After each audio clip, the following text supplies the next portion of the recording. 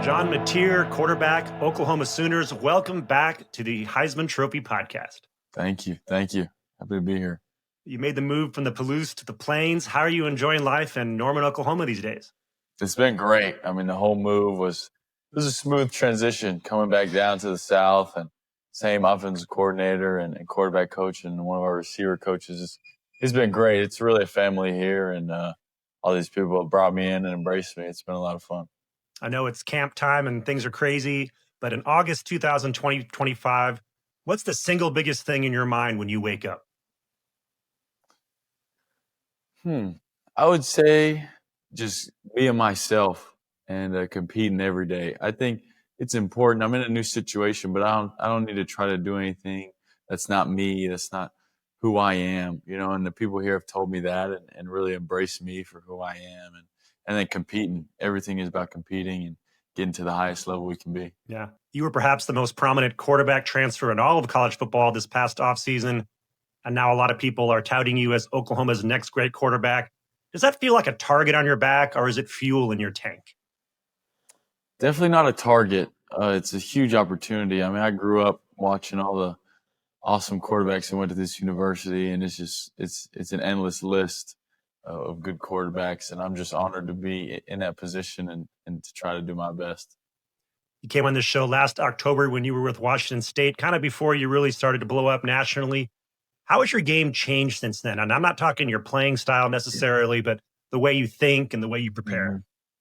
Yeah, I mean, the experience nothing can replace it. You need so much experience, and getting those games in, even after our last talk, are huge. And game slows down for you, and then going through your progressions and your instincts and knowing protections and getting your check downs. Really, I was playing some pretty reckless football there at the beginning, and I was just throwing my body into defenders, and that's one way to play, but it's not the best for your longevity. So getting the check downs and trusting my athletes around me.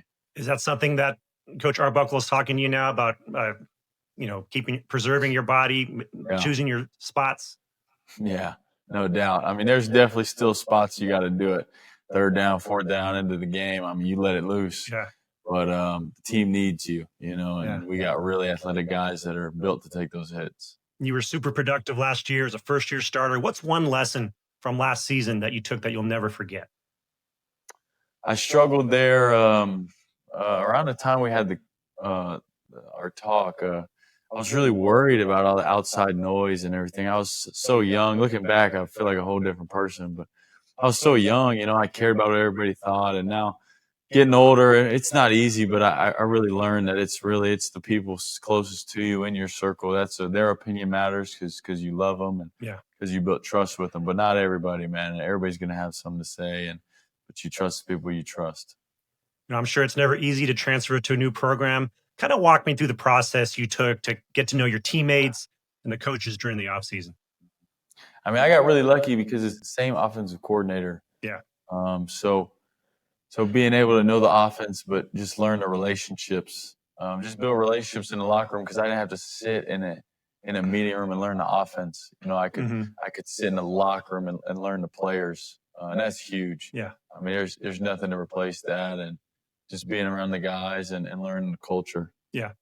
In the classroom, you major in organizational leadership. Seems like a major perfectly suited for the quarterback. Has it helped make you a better leader? Yeah. I just got introduced into that major coming here. It all got, kind of messed up in the portal and transferring to a new school. It's just how it is. But yeah, I mean, it's pretty fitting. We're pretty organized here, and I'm supposed to be a leader. So yeah, I mean, you take classes about how to lead and yeah. Great timing. Everyone talks about arm strength, your reads, the footwork, but what's one part of your game that people are overlooking? I mean, those are some big ones. But I'd say just the ability to process and to know what's going on and what's going on up front gets you into the smarter checks and the easy checks. That's something I thought I was pretty good at, but I'm even better at now. Like keeping the game simple. You don't have to do anything crazy. Just be efficient on all downs. Yeah. Coach Arbuckle said that you have to make this your team. Is it yours yet? I'm not here to say it's my team, this and that. I feel like, there might be some ego in that, but I think it's a good team, and I think I have the trust of my teammates to say that they'll follow my lead. Looking at the OU receiving room, who's going to be your Kyle Williams this year, do you think? Kyle is special, and he's doing great things now with the Patriots. There's a lot of guys. I mean, you look across the board, Giovanni, Cantus, Lewis, Deion Berg. So you got Isaiah Satane. You got so many guys, and they're all, battling with different stuff, and they love football. So I don't know who it's going to be, and it could be any of them, anybody across the whole depth chart. Yeah. And they've been working real hard. There's lots of talk about the transition going over to playing in the SEC, and you guys have a tremendous schedule coming up.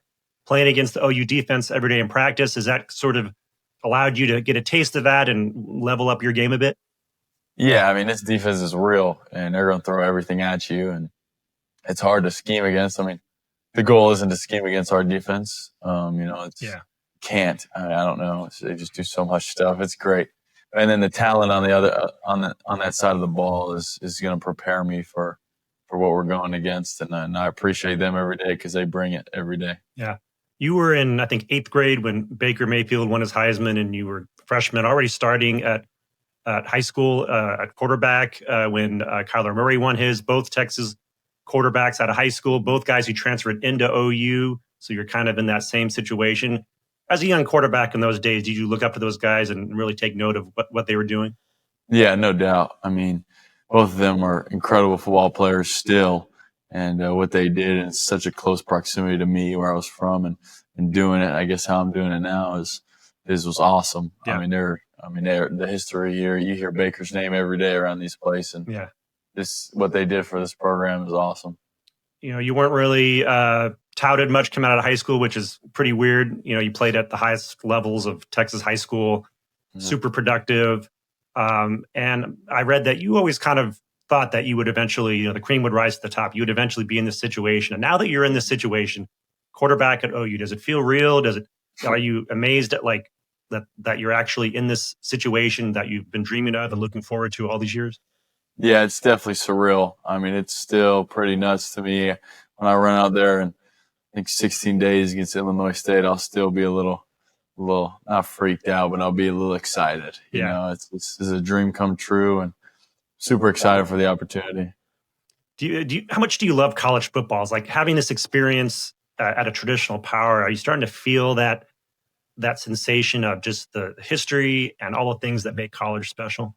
Yeah, I mean, this town makes it, you can't really avoid it. And you hear it all the time. I mean, this is Oklahoma, and I knew it growing up. Oklahoma is the Mecca, and now I'm here. It's pretty crazy to me. But yeah, I mean, I know the history and the culture of what this place is. So yeah.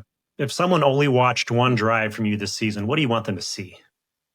Toughness, intelligence, and just quickness. I'd say those are the big 3 things that'll make this team get it done. When did you first hear your name in a Heisman conversation, and what was your gut reaction when you heard that?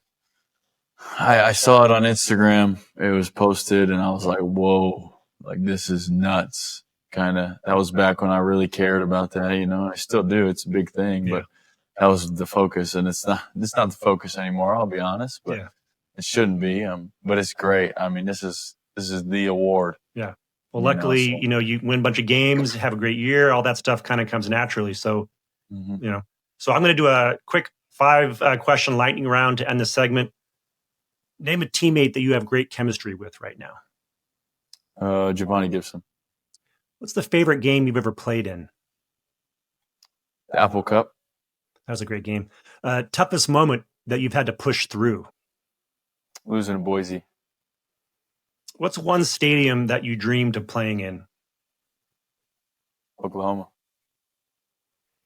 All right. Well, John Mateer, we really appreciate you coming on the Heisman Trophy Podcast. We wish you the best of luck this season. You got Illinois State coming at the end of the month, like you mentioned, and we wish you and your team the best of luck, and maybe we'll see you down the road.